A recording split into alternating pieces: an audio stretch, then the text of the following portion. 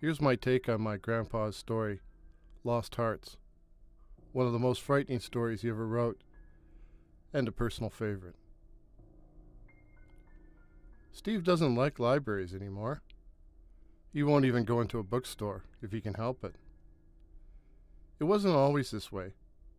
Before he was 16, Steve liked to hang out at his neighborhood branch, looking through the books and magazines, or playing games on the computers, sometimes even doing homework. And when he got his very first job as night cleaner at that very library, he was really pumped. Not that there weren't any snags. For starters, the job paid only a little more than minimum wage, and it wasn't full-time. The hours weren't great either, as he wasn't allowed to start until the library was closed. After 6 most nights, sometimes after 9. He was usually alone, working by himself in a darkened building, but even that would have been okay, except for the last snag. The librarian. The truth was, Mr. Ashton creeped him out. He was nice enough, but Steve felt he was always staring at him from beneath his bushy eyebrows, like he was trying to read his mind. "Is this your first job?" he asked. Fair question, and Steve had answered politely. But then the librarian had said, "So, you've just turned 16, have you?" This seemed a little strange, but Steve answered, figuring the guy was probably just trying to make conversation. "I'm sometimes in the building after hours working. I hope that won't disturb you in your cleaning." Steve reassured him it was no problem, but really, he didn't like it. Mr. Ashton was usually in his office, not out in the book stacks, but Steve still felt like he was watching him. Not that he was a slacker, but he didn't like the idea of anyone spying on him or his work. But there were other times Steve was happy for a little company. A library can be a strange place in semi-darkness. Steve sometimes heard strange voices, and sometimes saw things out of the corner of his eyes, things that weren't there when he looked at them directly. Above all, Steve wrestled with the sense of being watched, even when he knew the librarian wasn't in the building. And then there was the thing with the books.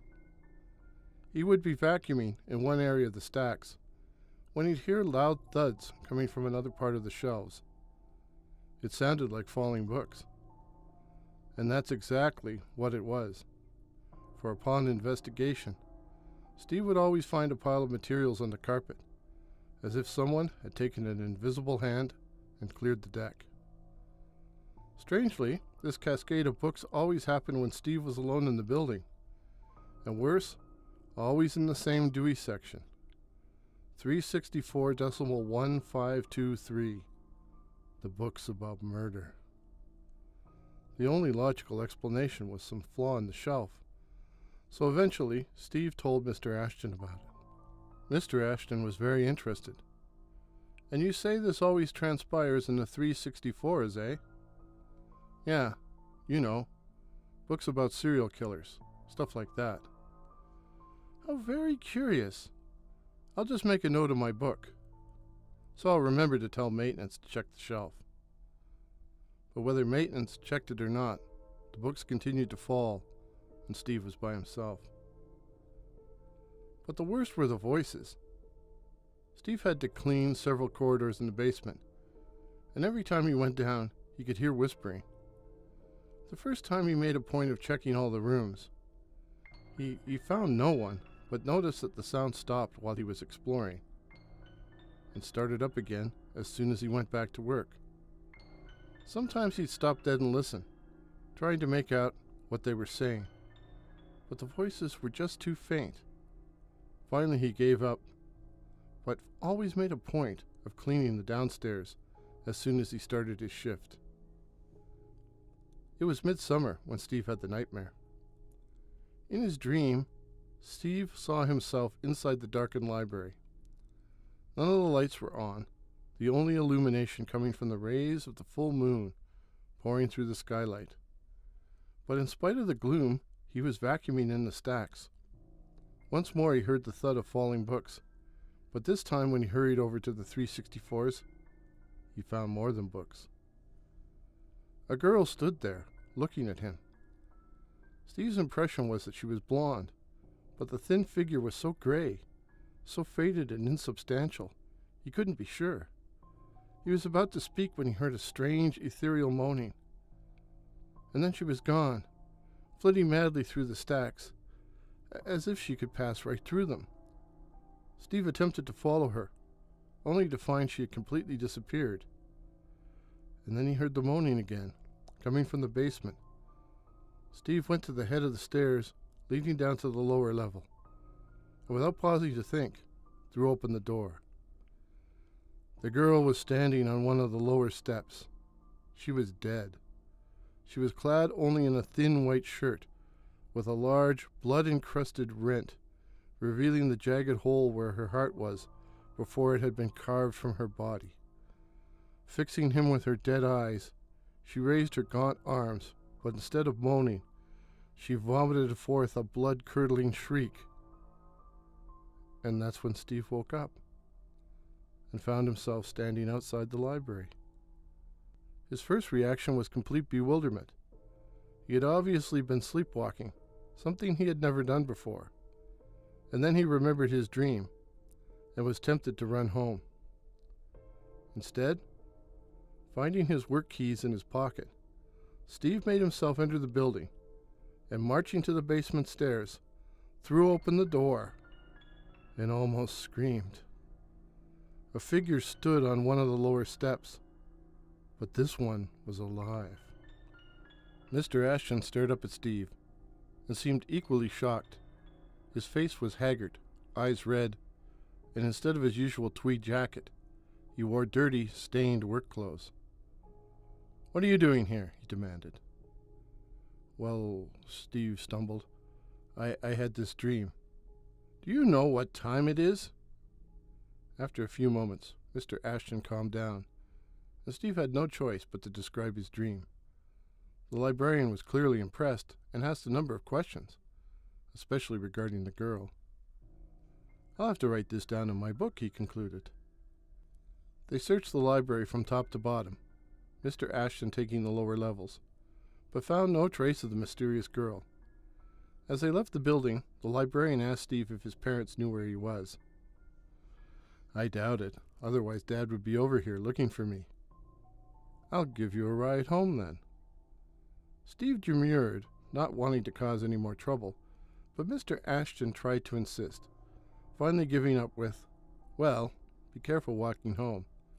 There are some strange people around this time of night."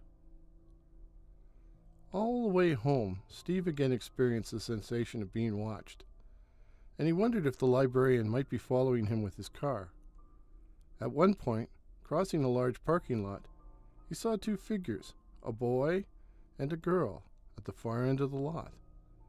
They seemed to be looking towards him, and something about the girl reminded him of the figure in his dream, but they were too far away for him to see clearly.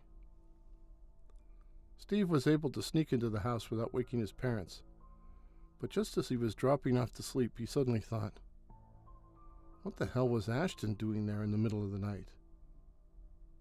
Steve was about to find out. One afternoon, Steve was dropping off books for his mother when the librarian beckoned him into his office. "Do you like your job, Stephen?" Mr. Ashton asked. And when Steve said yes, the librarian continued, "Unfortunately, I'm not sure I like the job you're doing." Steve was thunderstruck, but recovered to ask what he was doing wrong. "I think it would probably be better if I showed you," Mr. Ashton continued. "You start tonight at 9, correct? Well, I'll be here, and we can go over everything then. I could take this up with the cleaning supervisor, you know, but I don't wish to get you into any trouble. After 9, then? Good. And Stephen, I wouldn't say anything about this to your parents. Your mother, the delightful woman, was in here the other day and asking me if you were doing a good job, and, well, I didn't have the heart to tell her the truth. But I wouldn't want her to think that I lied to her. I'm sure you can understand that. So Steve didn't tell his parents. He told Gino. I'm not sure I trust this guy, eh? So I want you to call me on my cell around 9:15. Ask me if everything's okay, and if I say, okay, you'll know everything's cool. And if this guy wants to know who you're talking to, Gino said, just tell him your old friend Gino, who you're going to meet after work. Then if he was planning on trying anything, he'll realize he'll have to change his plans. Gino, you're a genius. Damn right I am, Gino said modestly. But what should I do if you don't answer? Call my folks. Not the cops, my folks. But in the end, Gino did in fact call 911. It was dusk when Steve walked over to the library, and the darkness seemed to increase the closer he came towards the building. Library business was slow on summer nights, so Steve couldn't see any cars in the rear parking lot. But what he did see were two figures that appeared to be waiting for him, a boy and a girl. He had seen the girl before, at least in his dreams. The boy was similarly dressed, clad in a torn and blood-drenched shirt, which failed to hide the dark, puckered hole on the left side of his chest. Both figures were frail, almost ghostly, but they both radiated a sense of hunger, longing, and sheer hatred.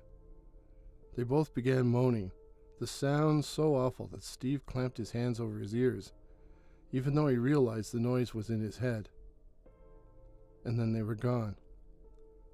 Steve quickly hurried inside, and at 9:15 Gino phoned and got no answer.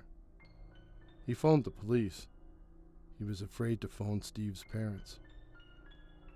The cops found Steve standing in the doorway of the librarian's office, face frozen with shock. Ashton was sitting behind his desk, stone dead, a look of terror and agony carved into his features, and a huge hole carved into his torso, the left side of his torso. Ashton's heart was missing. It was never found. Steve was charged with murder, and might never have been cleared, but for the discovery of two bodies, one male, one female, buried in the dirt floor of the library's crawl space. The bodies were later identified as belonging to a pair of teens who had disappeared during the past 5 years, the period when Ashton worked at the library. Both corpses had gaping holes on the left side of their chests. Their hearts were never found. While it was assumed Ashton had killed them, the assumption was never tested in court. And as for who killed the librarian, Steve told what he saw, and ended up spending 3 weeks in the psych ward. So he doesn't talk about it anymore, nor will he ever set foot in a library or even enter a bookstore. And be alone in a darkened building at night? Forget about it. The moral of the story? Who says librarians are heartless?